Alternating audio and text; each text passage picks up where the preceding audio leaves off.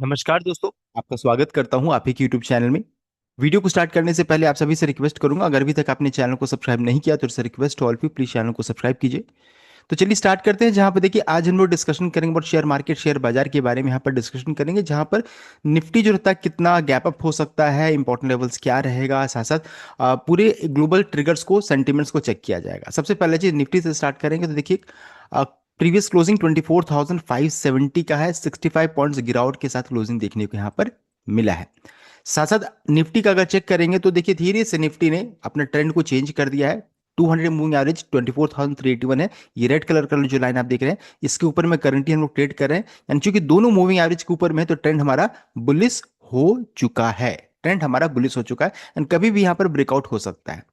अभी क्या बाकी है तो बाकी में ये देखिए, ये जो आप देख रहे हैं 200 मूविंग एवरेज और ये जो 50 डे मूविंग एवरेज है इसका क्रॉसओवर होना बाकी है। क्रॉसओवर होगा तो इसमें तेजी बनेगी। और अभी साथ साथ अभी एक रेंज टूटा है मार्केट का। अगर आप वीकली चार्ट भी अगर चेक कीजिएगा तो देख सकते हैं ये एक रेंज अभी टूटा है। ये रेंज के में अभी हम लोग फंसे हुए थे, रेंज टूट करके यहाँ पर अभी है। लेकिन अभी रेसिस्टेंस का लेवल क्या है तो वीकली चार्ट में चेक कीजिएगा तो ये जो 50 डे मूविंग एवरेज है ये रेसिस्टेंस का काम कर रहा है, जो कि 24,740 750 की रेंज में निकल कर आ रहा है। ये टूटेगा तो फिर अच्छा खासा आपको ब्रेकआउट देखने को मिलेगा। तो 24,740 से 24,800 का जो लेवल है वो सबसे इंपॉर्टेंट होगा।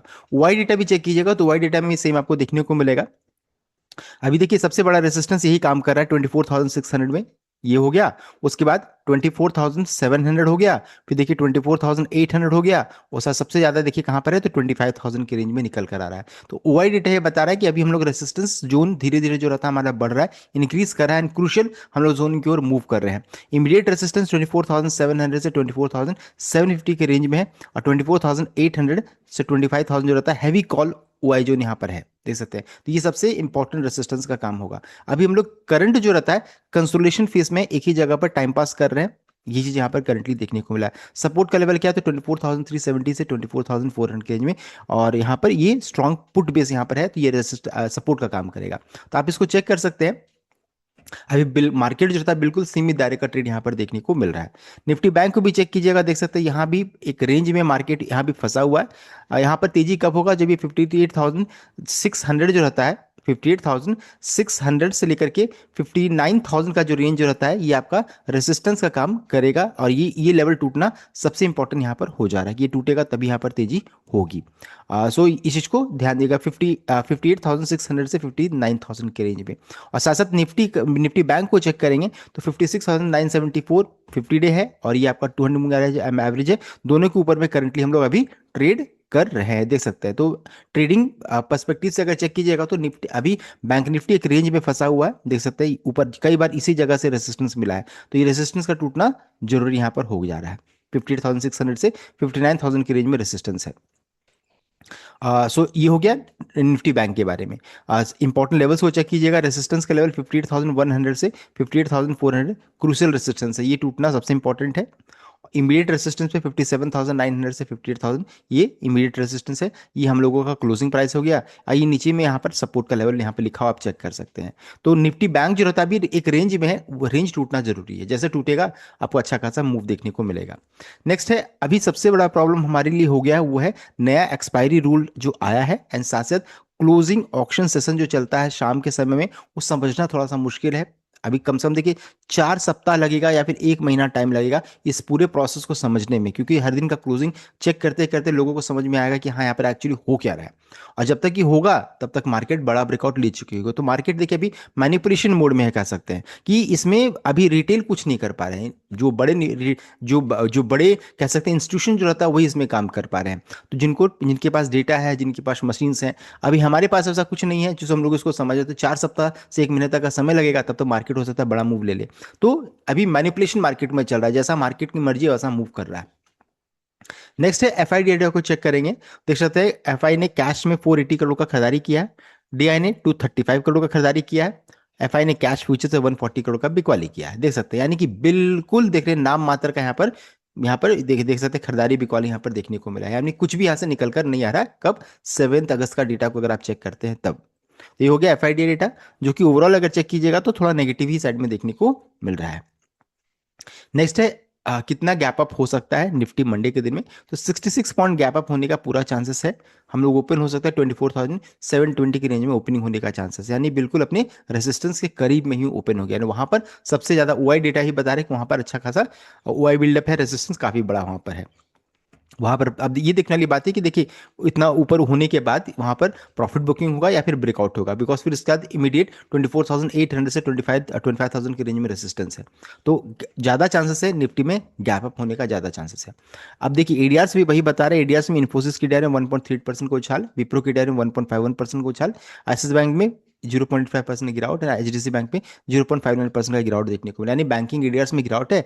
आईटी एडीआर्स में चेक कीजिएगा तो तेजी देखने को मिल रहा है। एंड उसे सपोर्ट कौन कर रहा है, तो एसेंजर को चेक कीजिएगा तो 2.69% का तेजी देखने को मिला है। तो लास्ट ट्रेडिंग सेशन में भी चेक कीजिएगा तो आईटी इंडेक्स में अच्छा खासा तेजी था, उसमें से सबसे ज्यादा कहीं तेजी था तो वो था टीसीएस में। अब मोस्ट ऑफ चांसेस है मंडे के दिन में या फिर इन्फोसिस या फिर विप्रो, इनमें आपको तेजी देखने को मिल सकता है। नेक्स्ट है ग्लोबल सेंटीमेंट को, चलिए चेक कर लेते हैं कैसा क्लोजिंग इनका हुआ है। तो अमेरिकी बाजार का भी क्लोजिंग चेक कीजिएगा तो बहुत सीमित दायरे का ट्रेडिंग था। डाउ में 0.28%, एसएनपी में 0.62%, नास्डैक में एक 1.30% का तेजी था, स्मॉल कैप में 1.10% का तेजी था, देख सकते हैं। यानी कि आईटी इंडेक्स में यहाँ पर तेजी देखने को मिल रहा है, स्मॉल कैप में भी हल्का सा तेजी है। साथ साथ यूरोपियन मार्केट को चेक करेंगे तो यहाँ भी देखिए मिला जुला संकेत है, कुछ भी ऐसा कोई बहुत बड़ा मूव नहीं था मार्केट में, देख सकते हैं। यानी ग्लोबल सेंटिमेंट मिला जुला सा मिक्स काइंड है, थोड़ा पॉजिटिव साइड में है, नेगेटिव नहीं है, पॉजिटिव साइड में है। सीमित दायरे का ट्रेड लेकिन पॉजिटिव साइड में है। नेक्स्ट अगर हम लोग चेक करेंगे कमोडिटी मार्केट में, तो गोल्ड एंड सिल्वर में अच्छी खासी तेजी देखने को मिली है। गोल्ड में 2.37%, सिल्वर में 3.56% का तेजी है। एंड क्रूड में चेक कीजिएगा तो मिला जुला सा संकेत यहाँ पर निकल कर आ रहा है, ना तेजी है न मंदी है। तो कमोडिटी में गोल्ड एंड सिल्वर में अच्छी खासी तेजी देखने को मिली, कॉपर में 1.85% का गिरावट भी देखने को मिला है। तो ये करंट सिचुएशन है कमोडिटी मार्केट के बारे में। नेक्स्ट है और सभी और क्या क्या न्यूज आ रहा था, तो देखिए यहाँ पर एक न्यूज आ रही है जहां बताया जा रहा है कि ट्राइलैटरल एग्रीमेंट साइन हुआ है, ट्राइलैटरल मक्का डिफेंस पैक्ट साइन हुआ है। ये जो एग्रीमेंट साइन हुआ है, पैक्ट जो साइन हुआ है, इट्स बिटवीन आपका पाकिस्तान के साथ, सऊदी अरेबिया एंड टर्की के साथ साइन हुआ है, जहां पर ये माना जा रहा है कि अगर सऊदी अरेबिया अटैक होता है हमारी, या पाकिस्तान पे अटैक होता है, तो ये माना जाएगा कि तीनों कंट्रीज में अटैक हुआ है। तो ऐसा एक पैक्ट साइन हुआ है, एंड ये चीज ईरान को पसंद नहीं आ रही कि सब अगर इसी तरीके से एग्रीमेंट वगैरह साइन करते रहेंगे तो दिक्कत की बात है। तो ये यहाँ पर एक पैक्ट साइन होता हुआ दिख रहा है।